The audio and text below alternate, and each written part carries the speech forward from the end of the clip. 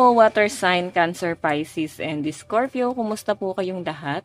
Okay, so water sign, maraming salamat po sa walang sawang pagsubaybay sa ating pong daily horoscope. And kung ikaw ay bago pa lang sa ating channel, mag-subscribe na po kayo. And i-click mo na rin yung ating notification bell para lagi kang updated sa ating mga bagong upload.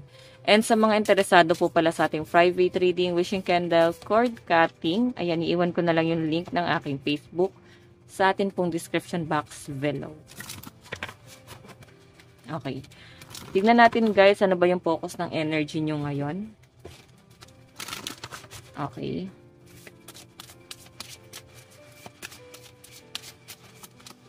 Meron po tayong serendipity, meant to be.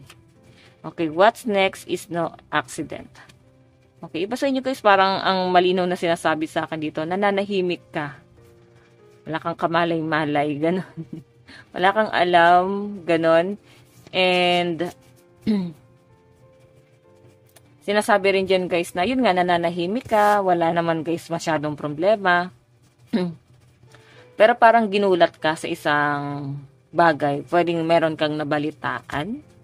And pwedeng yung nabalitaan mo na yun guys is parang coincidence lang. Parang tinadhana ka na dalhin doon sa bagay na yun. Para malaman mo yun. Yun po yung malinaw na sinasabi sa akin siya. Okay? Parang tinadhana ka na malaman yung bagay na yun. So, titignan pa natin guys.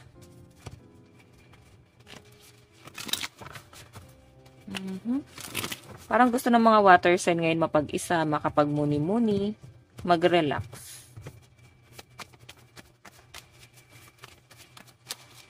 Meron po tayong bully. Ayan, yung iba sa inyo parang takot ka dito eh. Nagkakaroon ka ng regret na baka pagkaisahan ka ng mga tao, baka ano sabihin sa inyo, i-down ka. Pwedeng yung expectation mo sa sarili mo is parang nagbago. Or pwedeng yung ginagalawan mo na dati, sobrang relax ka, sobrang okay yung pamumuhay mo, biglang nagbabago yun guys. Okay, yun yung kinakatakot mo na baka merong sabihin sa inyo ibang tao na negative, no? Tingnan pa natin. Meron tayong readiness.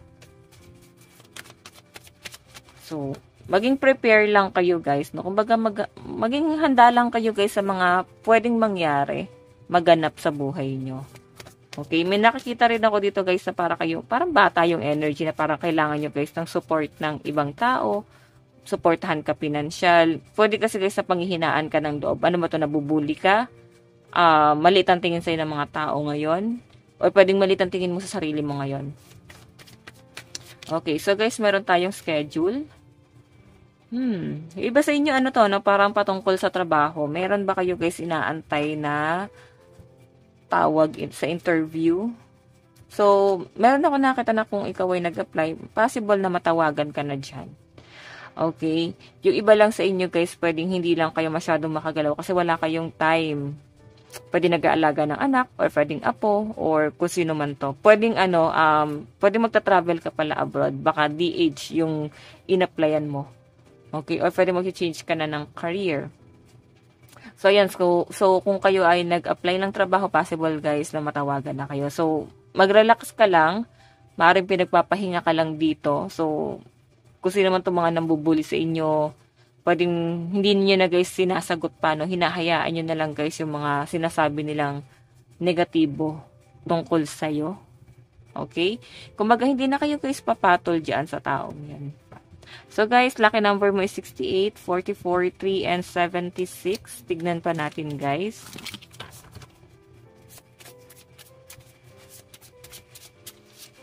Meron tayong the Fool. Meron tayong Book Cat. Meron tayong Contrast. And Vow. Okay, so water sign. Okay, so guys, maganda to, no? The Fool kasi guys, ito ha, new beginning to sa inyo. Kumbaga, may nababago talaga. Okay, kung pwede kasi water sign na naging kampante ka. Okay, sa isang sitwasyon, pwedeng sa relationship, sa trabaho, masyado kang naging kampante. Hindi nyo guys inisip kung ano yung pwedeng maging outcome or ano yung pwedeng mangyari sa mga susunod na mga araw. Pwede ba sa inyo, ayan, may nakikita akong challenge na pwedeng dumarating sa mga water sign ngayon. So, kaya guys, lumalabas dyan yung readiness, bukat. Parang, kailangan nyo guys ma-appreciate nyo na yung sarili nyo or at least ma-appreciate nyo yung mga tao sa paligid nyo. So, isipin nyo kung ano naman yung nagawa nila para sa inyo. Okay?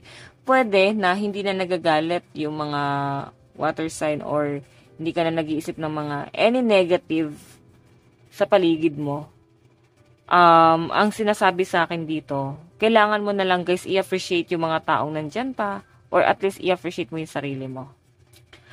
Okay? So, I think, parang hindi nyo pa guys, parang nale-learn yung lesson nyo. Nandun pa sa point na water sign, may nakikita kasi akong kulang. Parang hindi kayo guys mulat sa katotohanan. Ito yung realidad. Pero parang may nagbubulag-bulagan dito. Okay? So, ito guys, care and contrast. Okay, baka napagkakamalang buntis yung mga water sign. Pero hindi nila alam guys, kain lang ng kain. Or pwedeng may mga buntis nga dito water sign. May nakikita akong nagkikrave dito. Ayan no. So, sa mga naman dito guys, parang alam yan, natadagdagan ng timbang. So, ang sinasabi dyan, guys, hinay-hinay lang po sa pagkain. Okay? Baka kailangan maging conscious na kayo sa health nyo. And ito naman, guys, schedule and vow. So, siguro, guys, wala na kayo masyadong time. Pero sinasabi dyan, guys, bigyan nyo naman ng time yung sarili nyo. At least, dumaan sa simbahan, manalangin, ipagdasal mo kung ano man yung mga dapat nyo nang i-release sa buhay nyo, okay?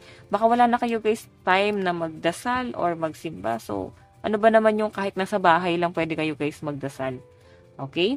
So guys, tignan natin ano ba ang inyong advice. Meron tayong Journey by Moonlight. Believe in Magic. Okay, so yun yung sinasabi rito guys.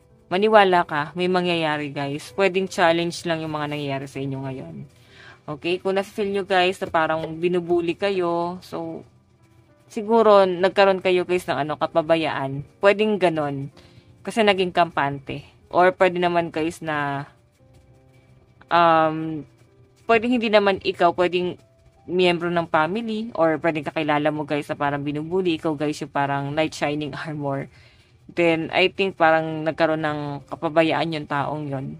So, siguro naiisip nyo pa rin sila guys. Pwede ikaw ngayon nagsasabi nito na parang naging kampante ka kasi ngayon nangyari sa inyo. Baka meron guys na manghihingi sa inyo ng advice tungkol sa pinagdadaanan nila. So, nandyan ka bilang isang tunay na kaibigan. Kaya I think magbibigay ka ng maayos na advice dito sa taong to. Okay? So guys, ito lang po ang inyong reading bukas po. God bless and love you all. Bye-bye po.